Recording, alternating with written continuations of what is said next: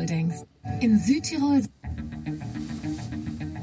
I'm Dom Nichols and this is Ukraine the Latest.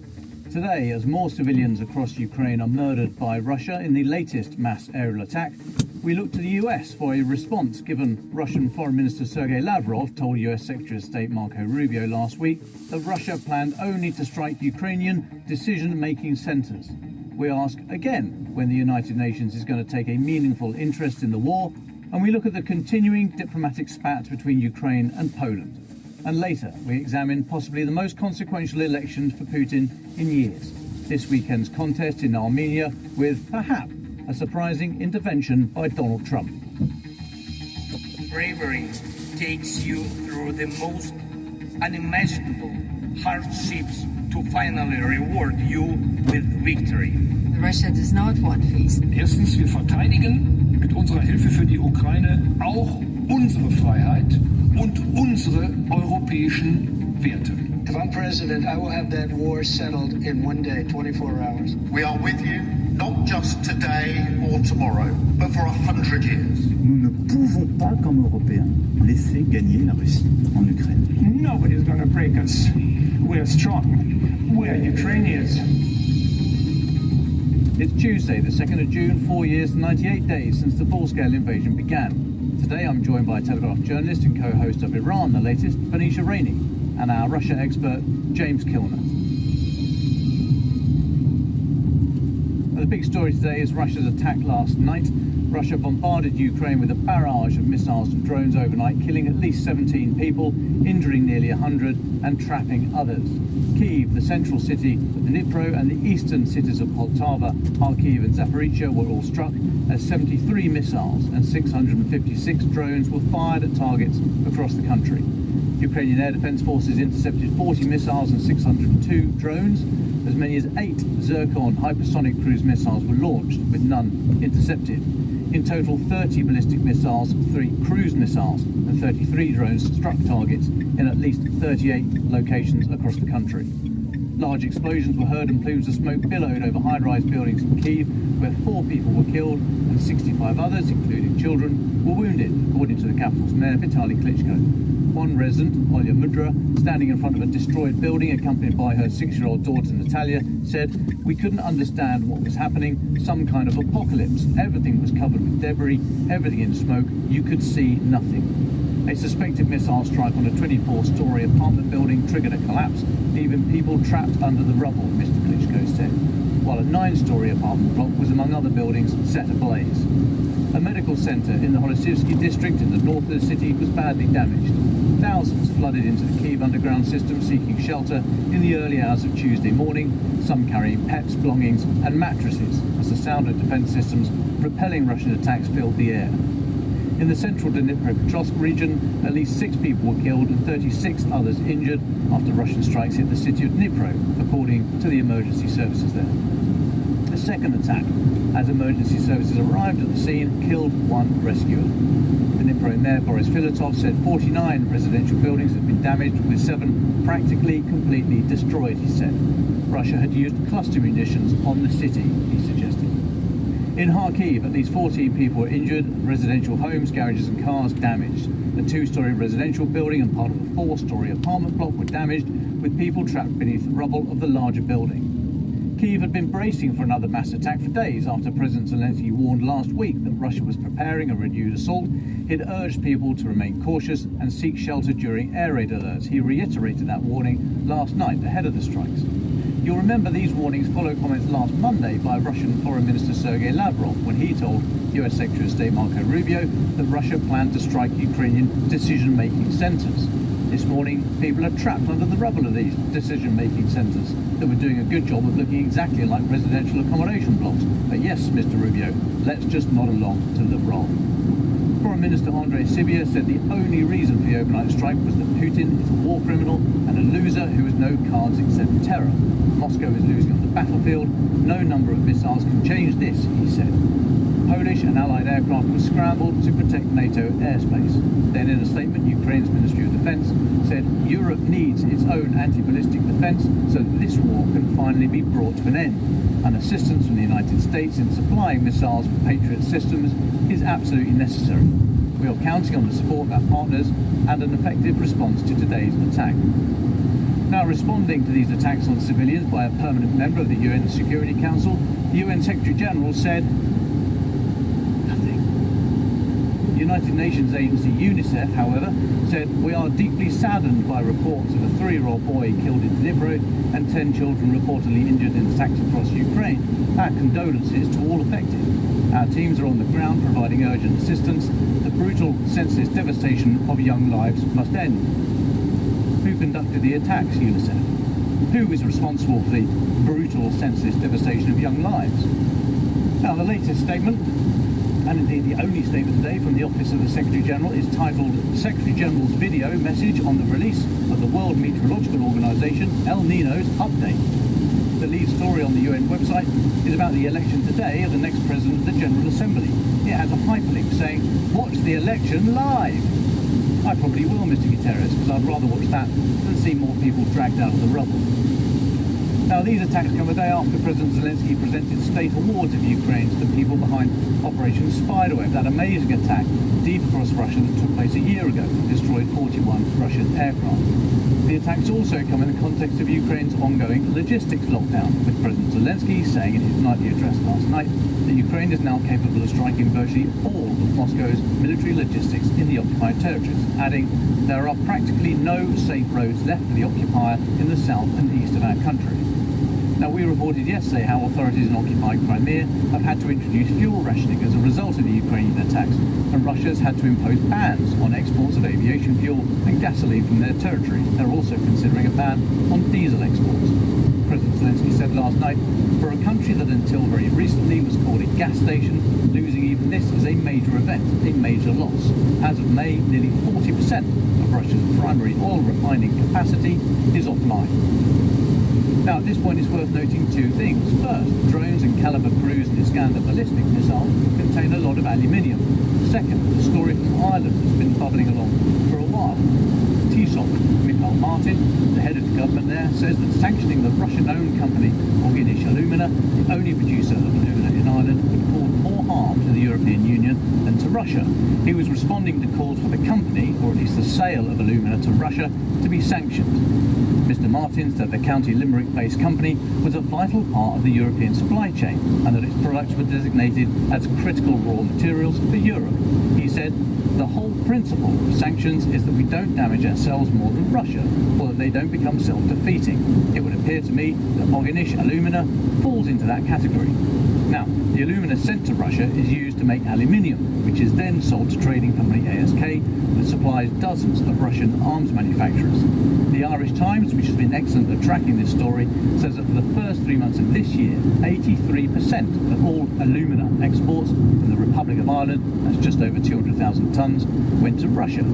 Just 143 tonnes, or 0.6% of the total alumina exports from the Republic this year, went to the EU. Those stats don't sit well next to Mr. Martin's claim that sanctioning the firm would cause more harm to the EU than to Russia. Hat tip to the Irish Times, and thanks also to the numerous folk who have been pointing me to that story in recent days. Now, we report on this war every weekday, so sometimes we're a little too close to the news. It's worth occasionally taking a step back a little to take in the broader view. Today is one of those days.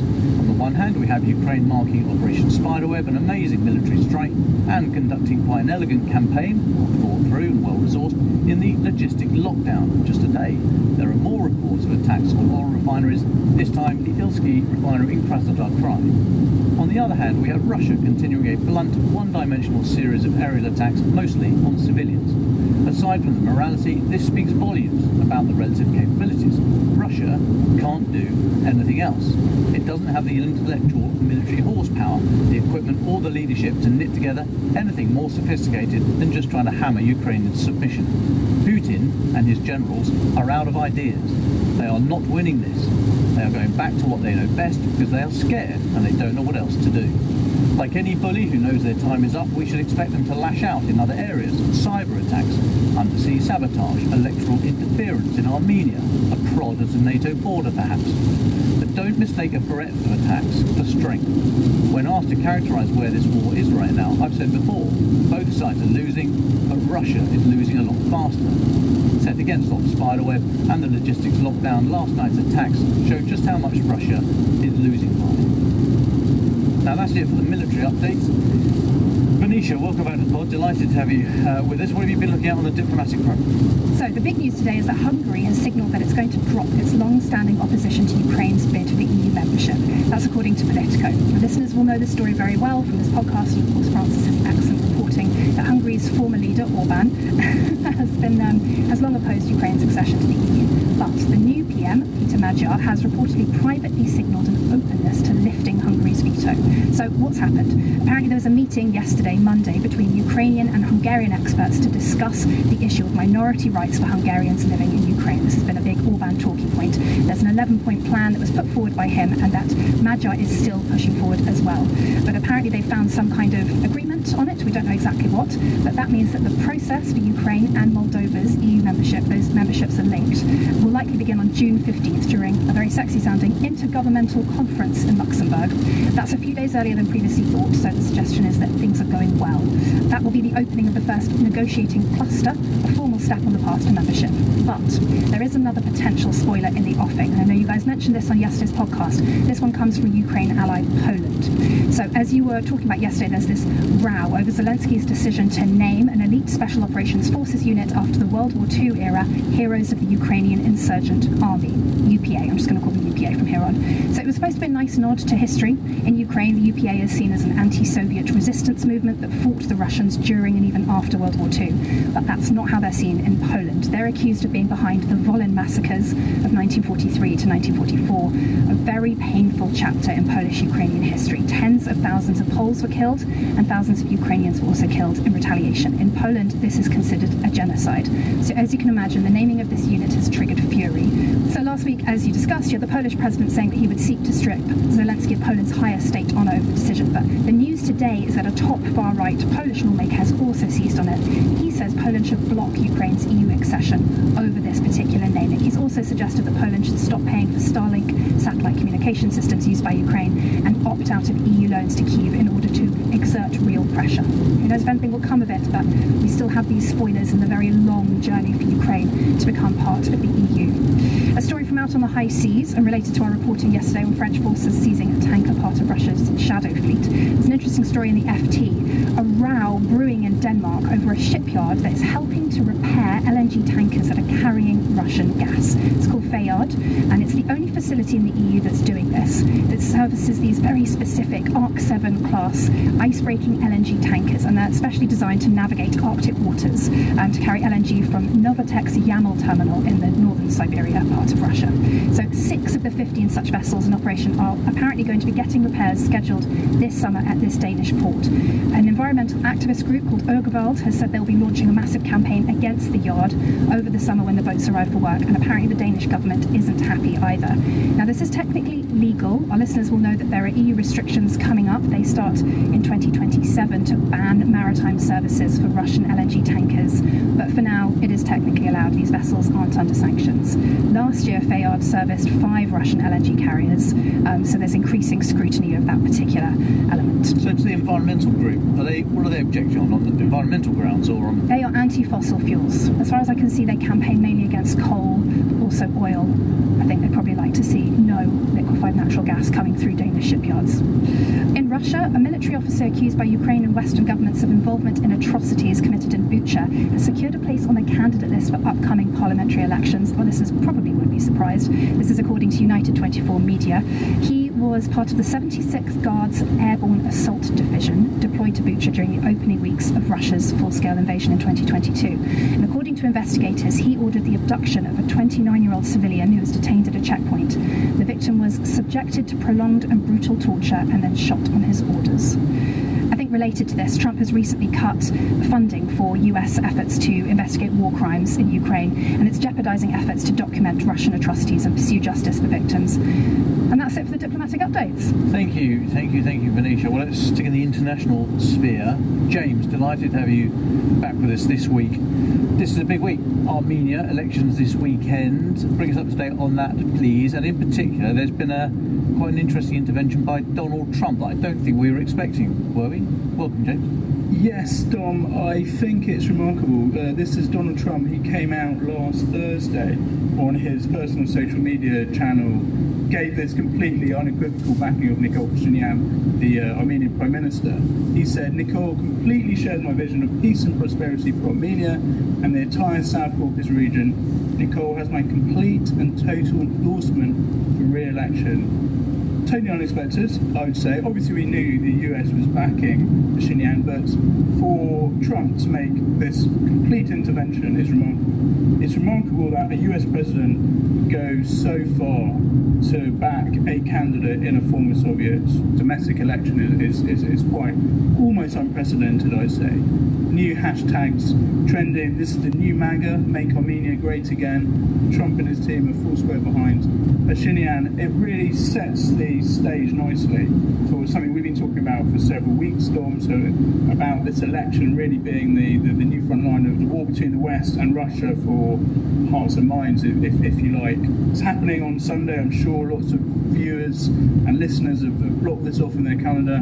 Results are probably going to come through on Monday morning, Monday lunchtime. 2 days before Trump gave his endorsement of Pashinyan, Marco Rubio, the Secretary of State, US Secretary of State, also flew to Armenia to sign a deal, something called a cooperation partnership deal. This was an economic deal for mineral rights, the sort of thing that we know that Trump administration likes to do.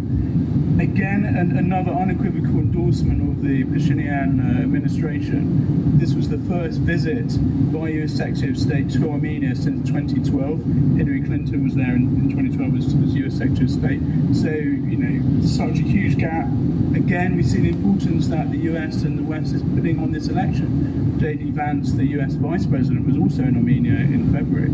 So a lot of attention in the region from the US and Europe. We know all the European bigwigs were in Yerevan earlier in May for a couple of major conferences, major summits, but many of them for the first time in post-Soviet Armenia. This has really all irritated Putin, who has once again reiterated, he was in Kazakhstan, his warning to Armenia that if they choose the EU option, i.e. they vote for Nikol Pashinyan, the revolutionary leader who wants to take Armenia towards the EU and away from Russia, if they vote for him, then they are tripping, these are Putin's words, into a Ukraine scenario. So a very serious warning there. He gave that on Friday after bilateral meetings in Kazakhstan and multilateral meetings, leader summit of members of the Eurasian Economic Union, the Kremlin-organised economic group.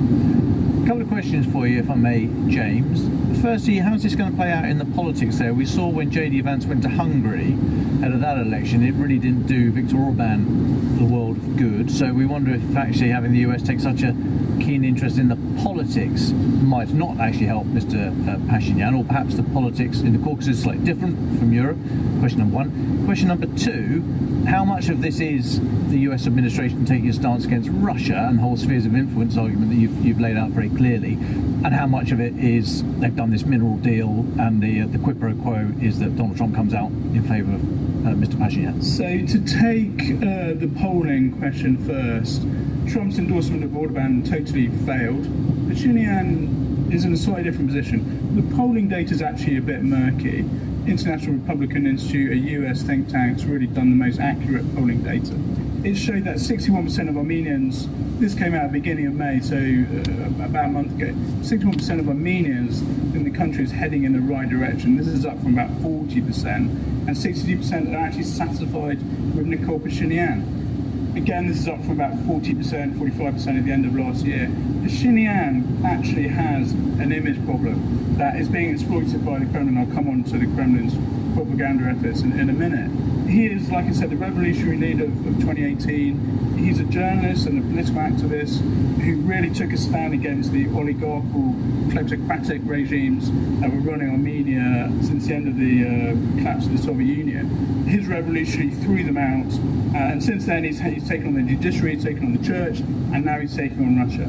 So he's trying to change the mindset of Armenia. On his watch, they've lost 2 wars to Azerbaijan. That has dented its popularity. The conservative element of Armenian society are also very reticent, very wary of this revolutionary leader and where he might be wanting to take them. His political party, the Civil Contract Party, actually only polled about 32% in IRL's polling data, with about 23% undecided and about 20% refusing to say. So we're not 100% sure that he's going to get the majority he needs. The parliamentary system in Armenia needs a majority. If he doesn't win the majority, there'll be a second round, etc., etc. But the key bit of data here is, Don, that 75% of the people asked by IRI support closer integration with the EU, and that essentially is Pashinyan's core policy. It's a pretty binary choice, this election, between moving closer towards the EU and staying with the status quo with Russia. Armenia, to put it into context, has been one of the most pro-Kremlin, pro-Russia countries in the former Soviet Union since the collapse of the Soviet Union in 1991. So to see it essentially staging this proxy referendum to join the EU is remarkable, and it's all down to Pashinyan, the revolutionary leader. Your question on why Trump has come out and so strongly backed Pashinyan comes down to what I think is the core issue for the West and for the US here. I think this election is probably the best chance the West has had since the early 1990s to realign these countries, these quite hardcore former Soviet countries in Russia's so-called near abroad, to realign their trajectory towards the West and away from the Kremlin. If Armenia votes for Pashinyan again and votes for closer integration with the EU, I think that effectively undermines, perhaps loses the South Caucasus for the Kremlin. I think it would be a major humiliation and a major setback for Putin. I think it would be an indictment, a value judgment on being allied with Russia. I think it would undermine his ability to prosecute the war in Ukraine. I think it would be a distraction of Russia's resources. Basically, you will see power ebb faster away from Putin with a loss in Armenia. We already know that Putin's under a lot of pressure inside Russia, and I think if Pashinyan wins this election on Sunday, and he wins it well, it will further undermine his popularity and support inside Russia. James, what can Russia do about this election? I presume a lot of disinformation, electoral interference, but we throw these phrases around without actually really drilling down into actually what that looks like on the ground. I mean, what effect can Russia have on the election on Sunday? So the Kremlin has vowed to influence this election and is trying to do exactly that. And I think it's focused on 3 core strategies. It's promoting Putin as a strong man of international influence. It's reminding ordinary Armenians of Russia's economic power, and it's ramped up a huge disinformation campaign against Pashinyan. To take the Putin issue first, when he was in China a couple of weeks ago, part of his messaging was for Armenians. Here was Putin striding the great international stage alongside Xi, shaking hands with Xi, making deals with Xi. And again, we saw him in Kazakhstan doing the similar sort of role, but this time inside the former Soviet Union. So I think they're trying to project Putin and Russia as more stable, stronger partners than the EU and the US. On the economic front, Russia's banned various products. Suddenly, the consumer watchdog, the health authorities in Russia found various problems with Armenian mineral water, Armenian flowers, brandies, veg, fruits, and now also fish. Russia is the huge economic player here. Armenian imports to Russia really underpin the economy. Putin's also threatened to turn off cheap gas that Russia supplies to Armenia. So all this will be playing in people's minds as they go to vote in Armenia on Sunday. They'll be thinking life's going to get more expensive expensive if we move away from Russia. Business is going to get harder. Heating my home is going to go up in price, etc., etc. So that, and then also there's this disinformation against Pashinyan himself. We again touched on this a couple of weeks ago, a week ago. Allegations of Pashinyan taking magic mushrooms ahead of government meetings and meetings with the media. Been touted. There's also been allegations of him running child trafficking networks and sealing illegal real estate deals. All that is nonsense. It's all coming out of Kremlin, inside the presidential administration, disinformation unit. So it's been a very aggressive campaign by the Kremlin, and we're going to see more tricks the last few days ahead of the election. One interesting tactic the Kremlin has come up with has been quite well reported. Is they're going to fly, there's an estimated 2 million Armenians living in Russia. You can only vote in the election inside Armenia. You can't vote at the Armenian embassy in Moscow, for example, or a consulate. So the Kremlin is laying on free flights to hundreds of thousands of Armenians, which they presume are going to vote in favour of retaining ties to Russia. They're going to fly hundreds of thousands of Armenians, ethnic Armenians living in Russia, back to Armenia just to vote. So there's a lot going on. Sunday is a very big day for Russia, for Armenia, and for the EU. Gosh, you wouldn't want any drones to hang a bit of a right across southern Russia, verge into Armenian airspace, and have them close down all the airports. But just an idea. James, economy. I don't think we're going to talk cucumbers today, but you've got some vodka news to tell us the deeper currents running through Russian society. What have you got for us? Yeah, just to add to the cucumber and lift index, we've now got vodka. Prices are up around 15% this year in the first 4 or 5 months of the year. This is from the Russian media. Obviously, vodka is an important product in Russia.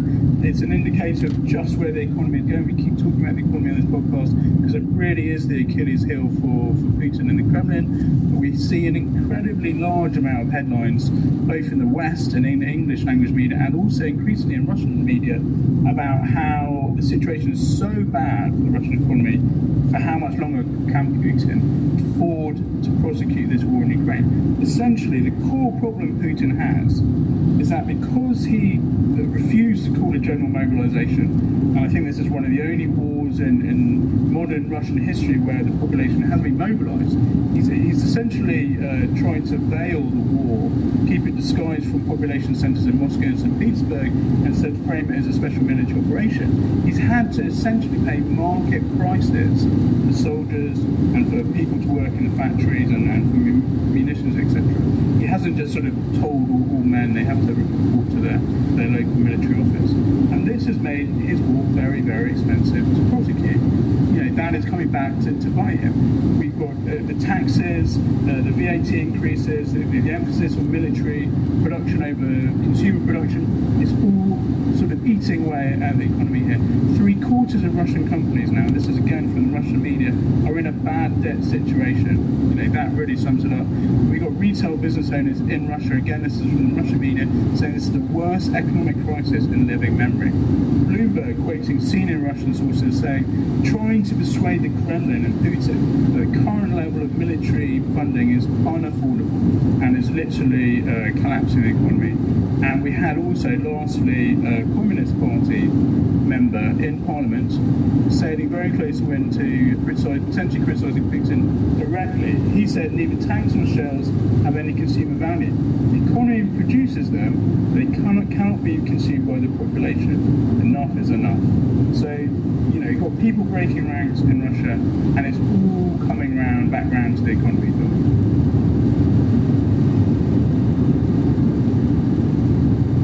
Fascinating. Thanks, James. Do hang around if you're able to for final thoughts. But let's turn to those now. Venetia, do you want to kick off, please? Yeah, well, I thought I don't come on this podcast often. I'm normally co-hosting. It's not my fault. It's the other bloke. I keep trying to get you back. I'm normally co-hosting Iran the Latest, previously Battlelines, as lots of our listeners know. So I thought I'd talk about some of the ways that the Iran war has affected Ukraine. So there are some positives and there are some negatives. Let's start with the positives. Start with the good news. Drones. So obviously in the Iran war, the Iranian Shahed drones have played a huge role. And what what we've seen is that Ukraine's counter-drone expertise has been really highly sought after by the Gulf. Zelensky has toured the Gulf quite a few times in recent months. He sent about 200 troops to showcase Ukrainian drone interception technologies, and apparently Ukraine has signed deals with Saudi Arabia, the UAE and Qatar. They've all been hit by Iranian missiles and drones. This is really good for Ukraine in terms of clout and also in terms of money. They've been chasing a lot of these trade deals over drones with America, waiting for things to get signed off. So this is a really good thing. And it also, I think, shifts the perception of Ukraine from just a recipient of aid to part of the military-industrial complex, which we know it already is, but it shifts that international perception. It makes it a player that is able to offer something as well as needs to receive some stuff. And I think finally Trump rejected Ukraine's offer of help with drone interception technology right at the beginning of the war, so a little bit of a finger up to him, which I think doesn't hurt. Secondly, the world has been quite distracted, and personally I feel like this has given Ukraine, and feel free to disagree with me, but a bit more license to strike deeper into Russia. Attention has been focused elsewhere, the Strait of Hormuz and all of that, so Ukraine has been able to sort of really ramp up those sorts of attacks that maybe previously were a little bit verboten. There's clearly other stuff going on as well, but to me there feels like there's a bit of a link there.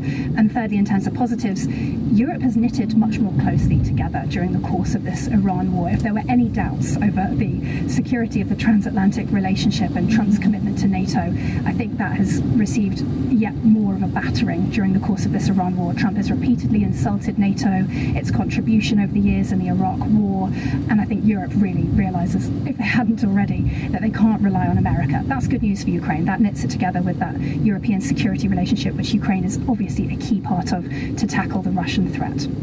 There are a couple of negatives as well. One is the massive drawdown on munitions, particularly interceptor missiles, which have been sent heavily to Israel, but also Gulf states, and also used by America. That will put a massive crunch further down the line on supply chains. I mean, we know Ukraine is already asking for more than it's able to get, but European countries have reported delays to deliveries of interceptor missiles to them, and that will have a knock-on impact on Ukraine further down the line. So there's going to be, there already is a massive crunch for these sorts of munitions. It takes years to get to produce some of these things like Patriot missiles, so that's going to be a problem. The other thing, of course, is oil.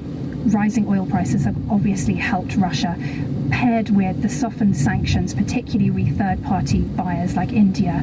That's bad news for Ukraine. So that's definitely helped boost Russia's coffers. Just an example, BBC did some maths. In the third week of the war, back in March, feels like a million years ago, crude oil export data suggested that Russian revenues were 2.3 times their December-February levels. That's a huge boost. But in the following week, as you guys have reported on lots, Ukrainian drone strikes on oil infrastructure reduced Russia's earnings by about $1 billion, so eradicated about 2/3 of the previous week's gains. That comes and goes, of course, and we'll probably continue to see it come and go, but it gives you a sense of sort of what's at play here. Pros and cons. I think it's a good thing. I think Zelensky has really taken up, he's repeated, in case we didn't know it, in case the wider world didn't know it, his standing on the global stage during this Iran war and shown himself as the leader of a country that has a lot to offer.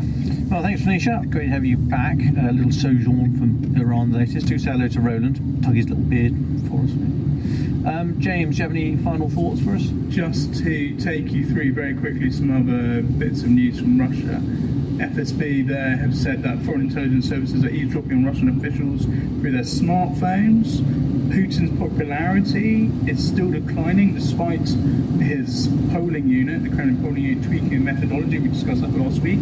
So last week I said that his popularity had gone up after these tweets. Now it's back down. That really shows how unpopular he is becoming in Russia.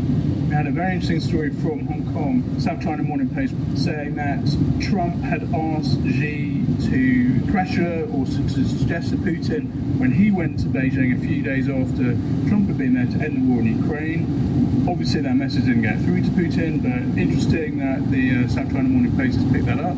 Definitely something to watch there. We've got Russia, the Kremlin, making more deals with the Taliban in Afghanistan. Kremlin's very keen to create more trade routes down to India and Pakistan. It sees these as vital markets in an increasingly closed world, and it sees Afghanistan as an important part of that trade route, and it's making deals not only to import Afghan labour into Russia to fill labour shortages, but also now to repair old Soviet tanks left over from the Soviet Union's failed invasion in the 1980s of Afghanistan. Definitely something to watch there. Crimea is suffering a major fuel crisis. There's fuel rationing going on there. Petrol purchases are limited at most petrol stations. Some petrol stations are closed. This is a seasonal issue, but it's also exacerbated by these attacks on Russian oil refineries, as Venetia was saying. Why is it a seasonal issue, James? It's a seasonal summer issue because farmers are using the fuel more heavily, in particular during the summer seasons, and people are travelling basically on holidays to the south coast. That's typically what happens in Russia. Well, there is a crunch on petrol supplies most summers. This seems to be worse than usual. There was a similar shortages last year, but this does seem to be worse because of the attacks on Russian refineries. Lastly, Aruna Arna, she's an activist in Russia's Far East region of Altai. She's been in prison for 5 years just for opposing political changes there that would have benefited pro-Kremlin businessmen. Another indicator of just what a dictatorship Russia is. Thanks, James. For my final thoughts, I'd like to point folks to the words of Ukrainian writer Divana, who responded to the latest Russian attacks on civilians in a social media post this morning. She said, "This methodology closely mirrors Nazi Germany's deployment of the V1 and V2 ballistic rockets against London and Antwerp between 1944 and 1945. As the German military faced irreversible operational collapse on both fronts, the regime redirected massive technological and economic resources towards supersonic, indiscriminate terror weapons aimed at British civilians. The strategic goal was identical: to induce panic, shatter morale and force a negotiated peace. The historical result, however, was the opposite. It merely reinforced the Allied conviction that the regime was a cancer that could not be negotiated with, but had to be completely eradicated." James, Venetia, thanks very much for joining us today. Folks, thanks for sticking with us. We'll be back same time, same place tomorrow. Do hope you can join us. Thanks, everyone.